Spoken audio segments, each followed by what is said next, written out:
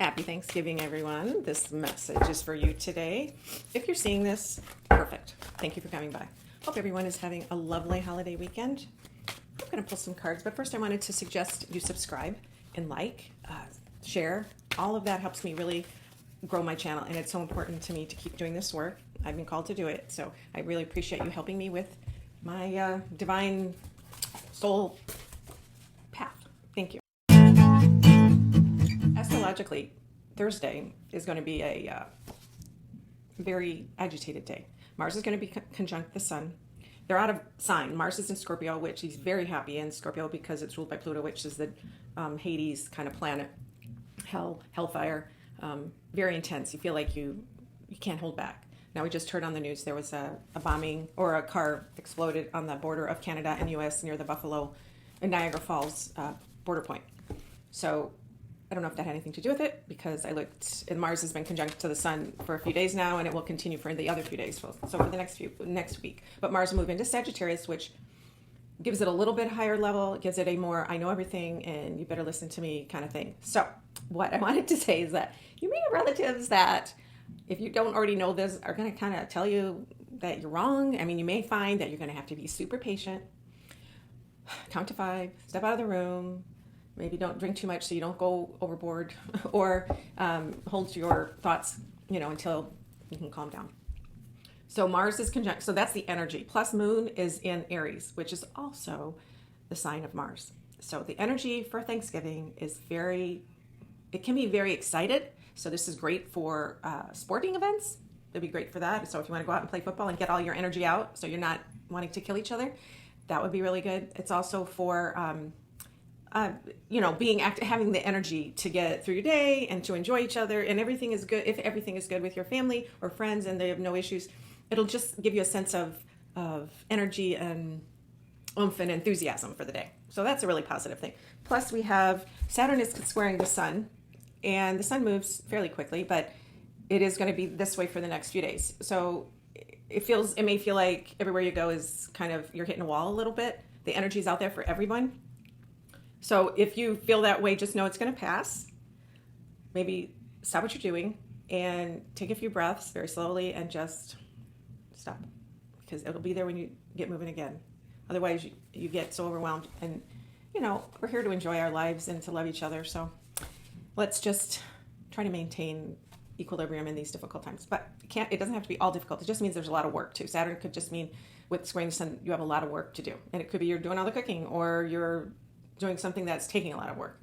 Maybe you're not even going to anybody's house. Maybe you have a project you're working on, and it's taking a lot of your energy.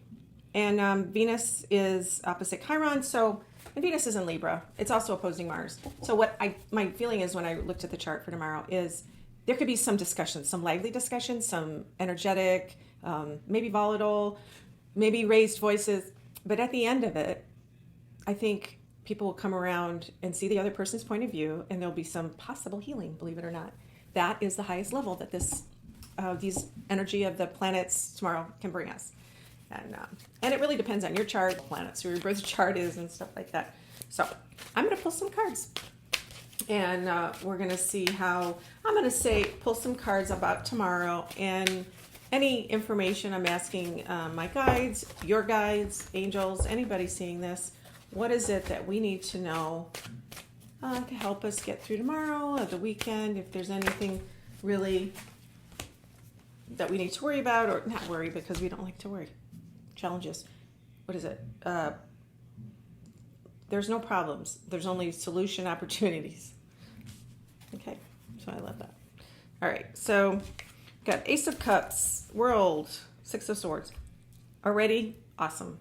Ace of Cups is the beginning of joy and emotional satisfaction. The beginning, it's the first, it's the number one. So that means there's a foundation. So what I'm getting is that nothing is being brought to this situation. There's no baggage. So whatever you're seeing, it looks like you have really great opportunity to make the most emotional satisfaction about the day. The World is an art of completion. So this is not the Lover's card, but the World card is about completion and getting and success and having everything you want, and all wrapped up in a beautiful little package. I also see, I don't know if you see this, those may be flowers, but I see fall leaves there. So that reminds me of the fall and Thanksgiving. And you might be traveling and leaving a place where maybe you're going to go stay with some relatives or friends and hang out and sleep on their sofa. And that's going to be a really good feeling, because Six of Swords is moving on from disruptive, uncomfortable, unhappy place to a new, calmer place. So we've got Page of Swords and Two of Swords, and it looks like it's going to be a short day for some of you. It's not going to go into the evening. I've got Page of Swords, Two of Swords, and Death. So death is not death. It just means the end of something. It's an end, or it's the end of a cycle. So that tells me the end of the day. It's not going to linger. That relates to the Mars too in Scorpio and going into Sag, where it's like, we're kind of done, ready to go home. So Page of Swords is messages, quick, swift things. So maybe somebody's going to say something where you got to leave, or you got to do something, or you're thought of something, or you're going to somebody's house, or you're traveling for family, but it's something changes quickly, not necessarily a bad thing, and then you have to decide. Two of Swords is making a decision between two things. Okay, let me see what this Death is about. If it's just leaving.